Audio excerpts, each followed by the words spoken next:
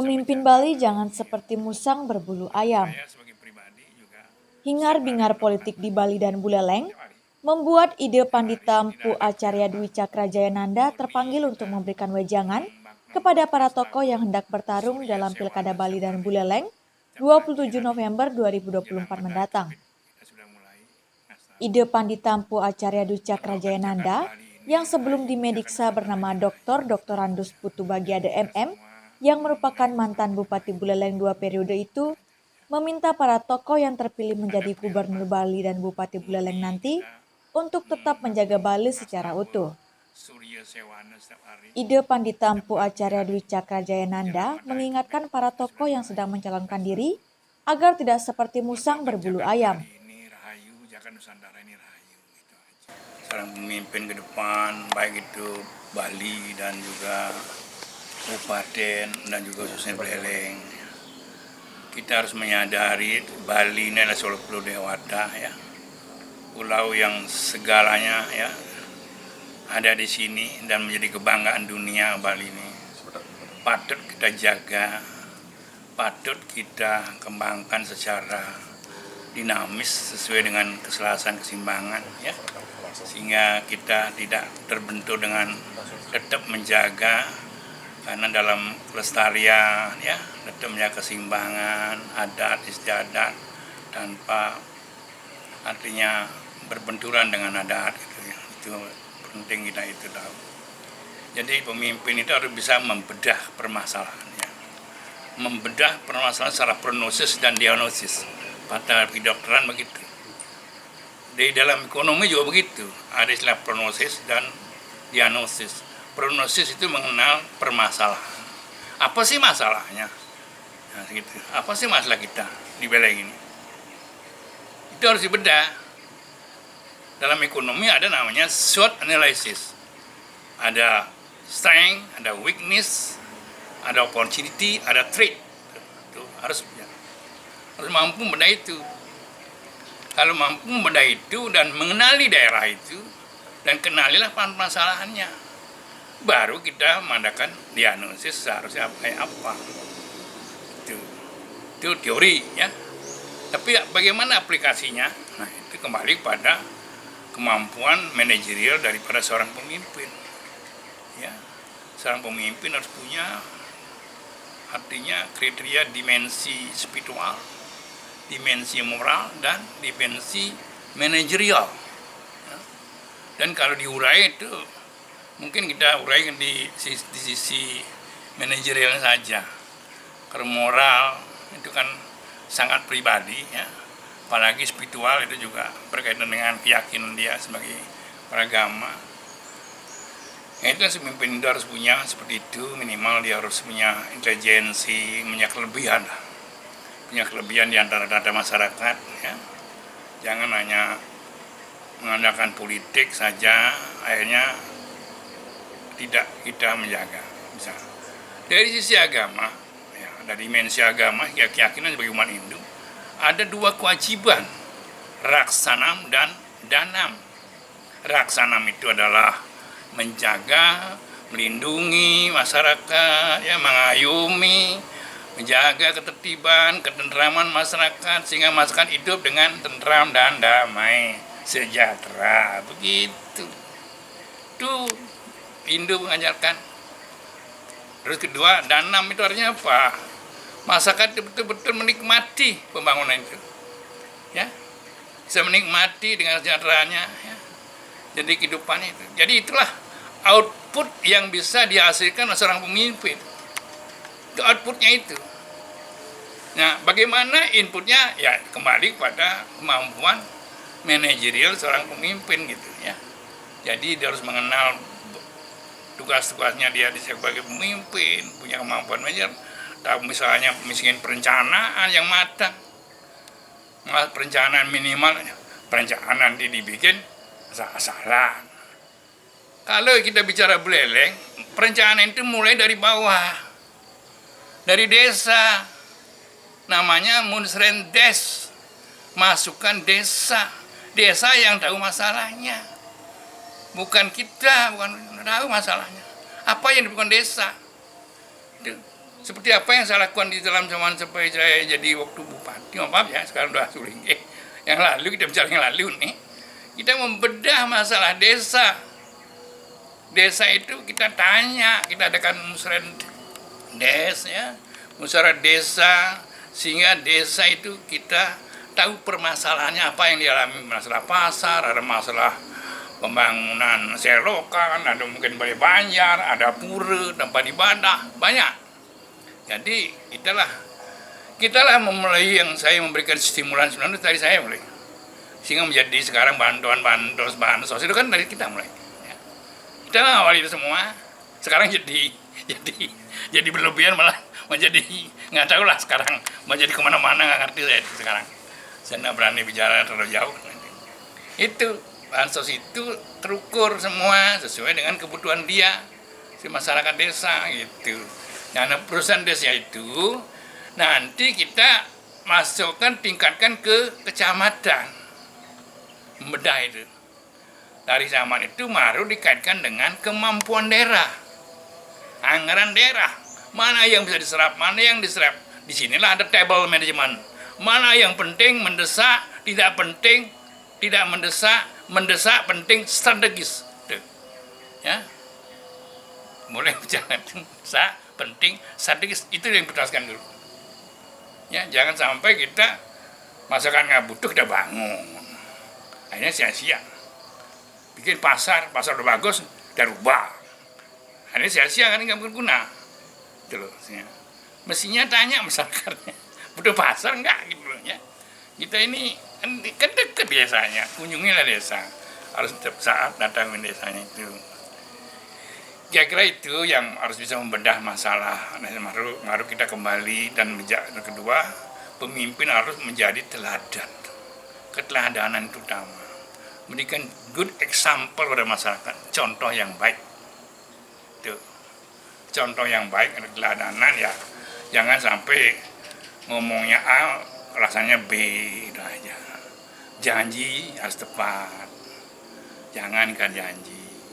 Itu contohnya, punya intelijensi, punya kemampuan, punya kecerdasan, ya, memimpin, ya, punya perencanaan yang matang, memimpin, punya budget yang jelas, perencanaan. Jangan kalau di dalam manajemen kan ada planning, ada staffing, ada directing, ada controlling, ada responsibility, ada reporting, macam-macam. Ya.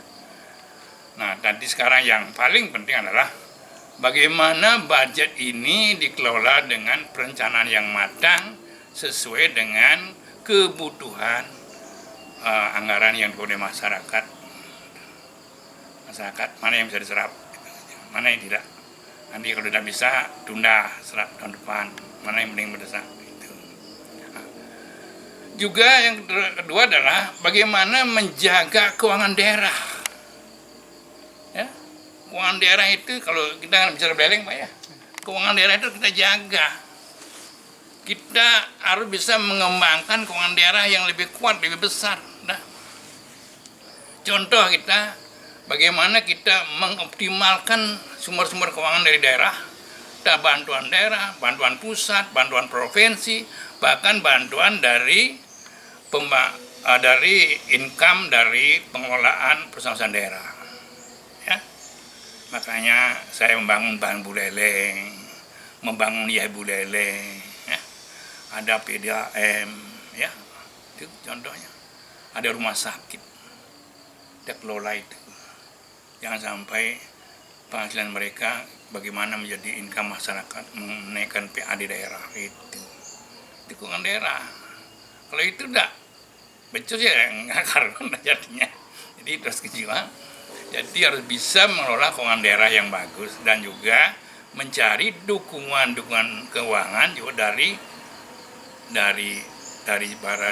para pengusaha kalau mungkin, atau dari sponsor, atau dari bantuan luar negeri dan sebagainya. Ya. Beleng banyak bantuan dari luar negeri. Ya. Ada bantuan heritage itu yang kita bangun. Ya, ada bantuan-bantuan. Jadi waktu saya memimpin Beleng ini ya, banyak yang tertarik investasi Beleng. Banyak kali. itu ada 40 duta besar datang ke Buleleng dari Eropa, ingin membantu Buleleng.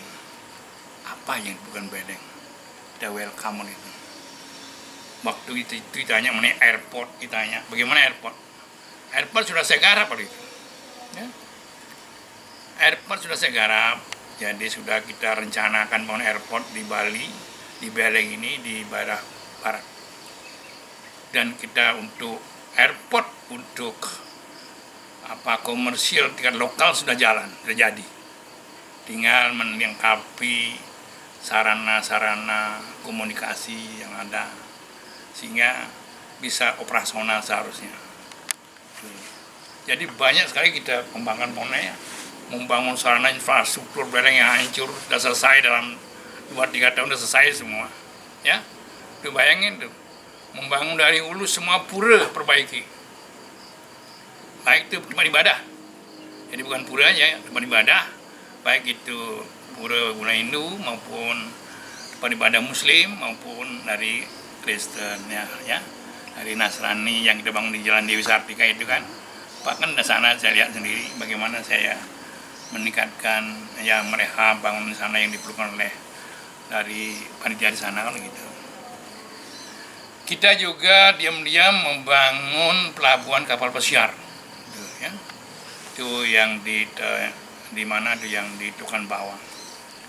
Karena banyak yang tidak tahu bahwa hasil penelitian tim dari dunia ya internasional itu kapal pesiar yang terbaik berlabuh adalah di Tukan Bawang. Ya, itu tim dari Jepang.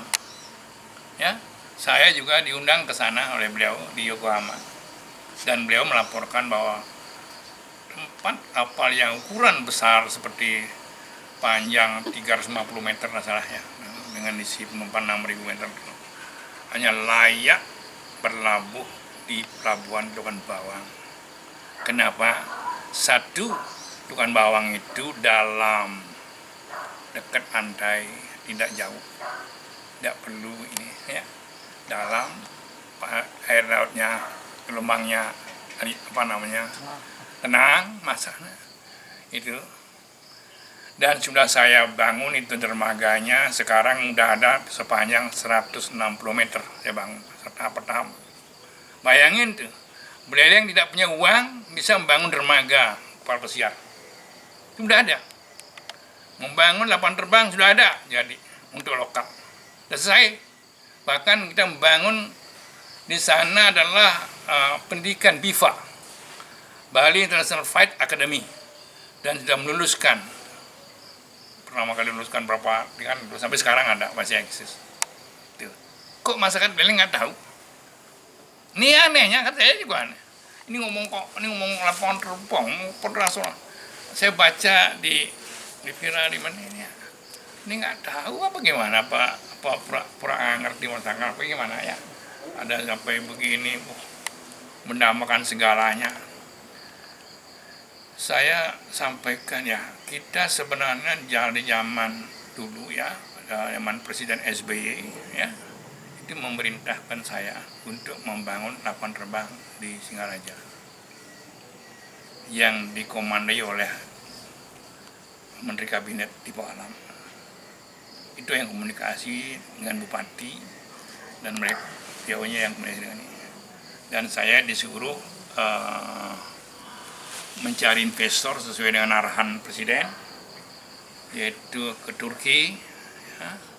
Di sana ada lapangan Tartub, ya, lapangan terbang Tartub baru dibikin.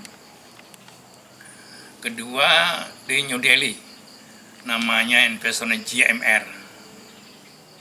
GMR itu juga baru selesai waktu itu ininya terbangnya semua selesai, udah jadi. Tiga dari GVK. Dari GVK itu adalah investor dari Bombay, ya. Itu. Dan juga ada lagi dari Perancis dan sebagainya ya. Dan juga banyak, sehingga saya bisa membawa ini waktu itu sudah diteliti semua dan semua ada undang sini ya, dan sudah undang semua. Nah, masalahnya kenapa menjadi tertunda. Nah itu kan gitu aja kampanye. Karena saya lebih baik saya ngomong lebih banyakkan pendapat gitu aja ya, daripada saya ngomong lebih pada itu nanti salah. Banyakkan pendapat ini, ada pendapatan ini, ada gitu kira-kira itu. Jadi banyakkan pendapat, baik tingkat kementerian, di provinsi, ya itu jadi banyak kendala. Saya membangun Beleleng ini banyak sekali kendalanya, ya. Ada hambatan, kalau enggak, saya punya cita-cita membangun Beleleng, menjadikan Beleleng Singapura kedua, Singapura Singaraja, itu maksudnya. Dan itu banyak sekarang gambar-gambar yang sudah jadi, bangunan Top the Hill di sana sudah jadi, ini juga di Penimbangan sudah jadi semua gambarnya, digambar oleh Pak Suarjani sudah ada gambar, tinggal nyari sponsor. Kita membangun menggunakan sistem BOT, ya, Bill Operating Transfer, itu. Membangun airport itu tidak seperti sekarang pakai APBD, APBN, ada ulah. Kita lebih baik menggunakan sistem BOT, Bill Operating Transfer itu.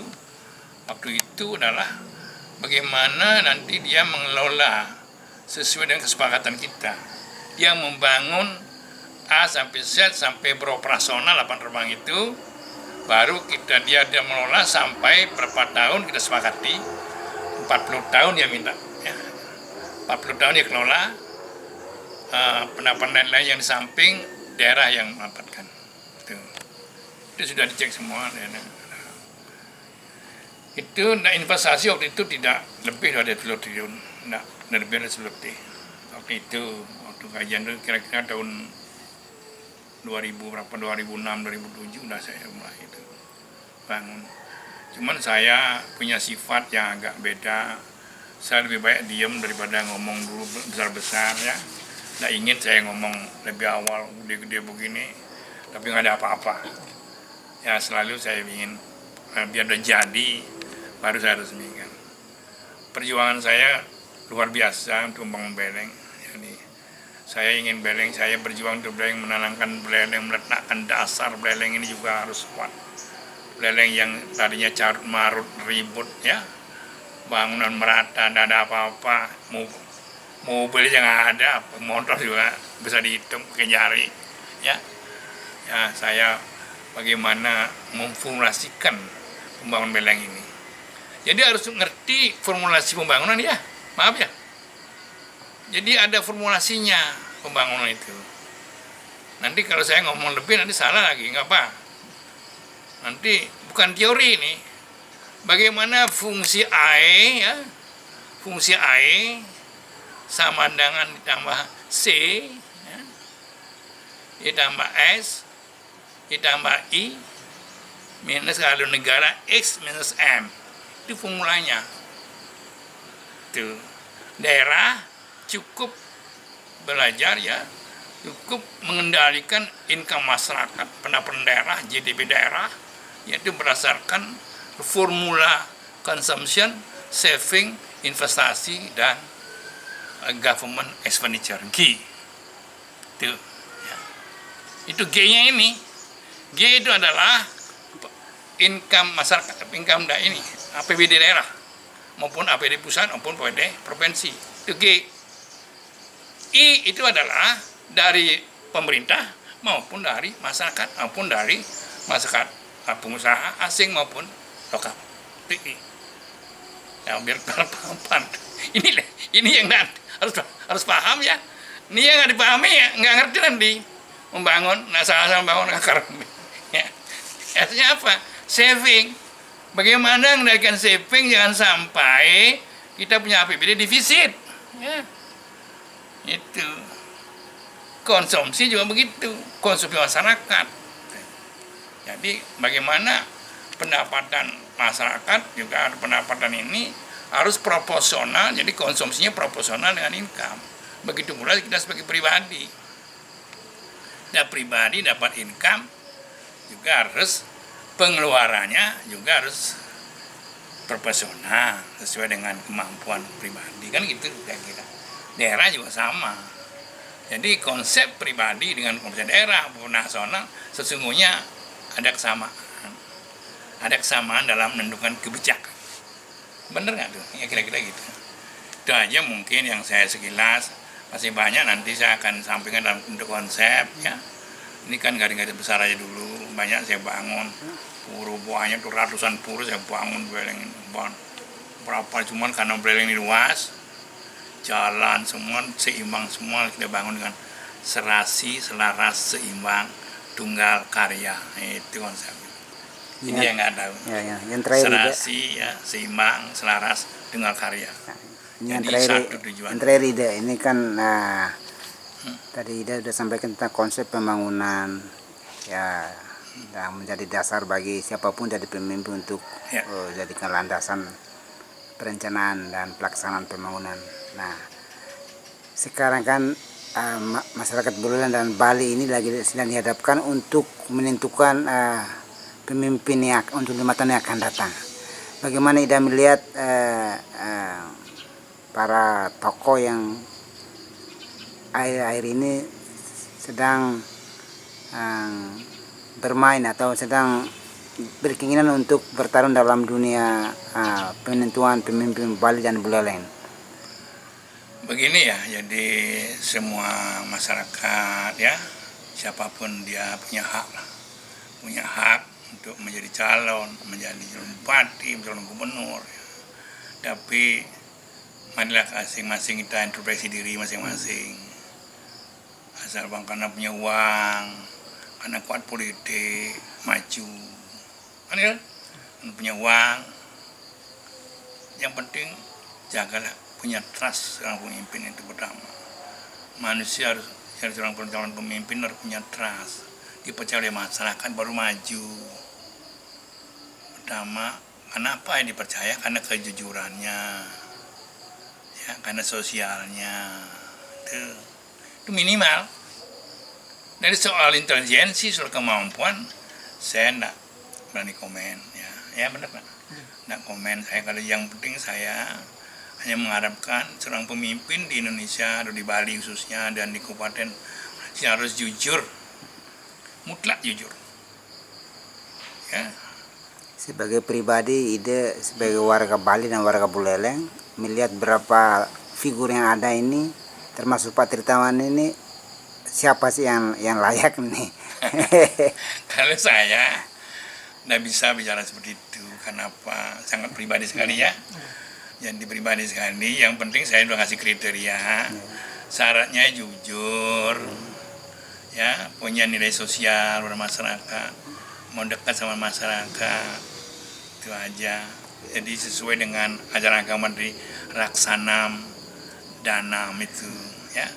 Jadi bagaimana masyarakat mampu, masyarakat tenang, itu minimal itu. Ya. Saya belum ngomong manajerial ke depan bagaimana membangun mengembangkan, belum. Itu minimal harus punya. Jangan sampai yang minimal nggak punya kan berantakan jadinya. Udah jujur uangnya gitu kira-kira. Ya. Nah, Kira-kira kebetulan Pak Tirtawan ada di sini. Ini kalau bicara orang lain kan nanti salah, tapi kebetulan Pak Tirtawan ada di sini. Gimana ide melihat figur seorang Tirtawan? ya, kalau dia sekarang dia kan banyak berjuang untuk Buleleng, ya. Mudah-mudahan perjuangannya artinya mendapatkan restu dari yang kuasa, berhasil gitu aja ya. Jangan sungguh-sungguh gitu aja dan konsisten. Itu yang penting. Jangan baru mencalonkan baru berjuang gini biar kelihatan, jangan. Saya tidak ingin pemimpin itu musang berbulu ayam, paham? Dia hanya sebenarnya musang tapi bulunya ayam, paham dah tuh, ya. Jangan sampai pemimpin seperti itu. Harus jujur benar, tidak punya niat sedikit pun tidak punya. Apa yang saya lakukan itu saya tidak pernah punya niat dapat uang dari uang dari daerah, ada korupsi, nah ada niat. Kalaupun saya pernah di masyarakat ya itu kan urusan politik, karena ada kepentingan politik, saya harus digayung, harus keluar dari konteks itu kan gitu aja. Tapi saya terima aja. Nah semua ada karma. Saya yakin ada karma. Saya belajar agama bukan baru. Saya belajar spiritual dari sebelum jadi bupati, bukan sekarang. Ada orang mungkin dadaan tiba-tiba gitu. Saya tidak, dan saya juga kebetulan turunan dari sana, kakak saya juga empu. Saya juga dari dahulu begitu. Sehingga saya mengikuti jejak leluhur. Untuk mengikuti beliau yang lalu, zaman lalu. Jadi kita minimal berapa yang bisa ikuti kebaikan dan gininya ya, kemampuannya berapa persen ya kita ikuti. Yang penting kita punya komitmen menjalankan kewajiban sebagai sulinggih itu aja. Ide Pandita Empu Acarya Dwi Cakrajayananda adalah Bupati Buleleng periode 2002 sampai 2012. Ide Pandita Empu Acarya Dwi Cakrajayananda menjadi bupati di awal era reformasi dan Buleleng dalam kondisi ekonomi yang tidak sehat. Bahkan kota Singaraja pun kala itu hancur lebur akibat konflik politik 20 Oktober 1999. Dalam keterbatasan keuangan daerah, ide Pandita Empu Acarya Dwi Cakrajayananda bisa membangun kembali kota Singaraja dari puing-puing kehancuran dan kembali berdiri gedung-gedung perkantoran pemerintah yang megah. Selama 10 tahun berkuasa, ide Pandita Empu Acarya Dwi Cakrajayananda membawa kota Singaraja menjadi kota metropolitan dan mengukir berbagai prestasi nasional. Yang dikomandai oleh Menteri Kabinet di Alam. Itu yang komunikasi dengan Bupati.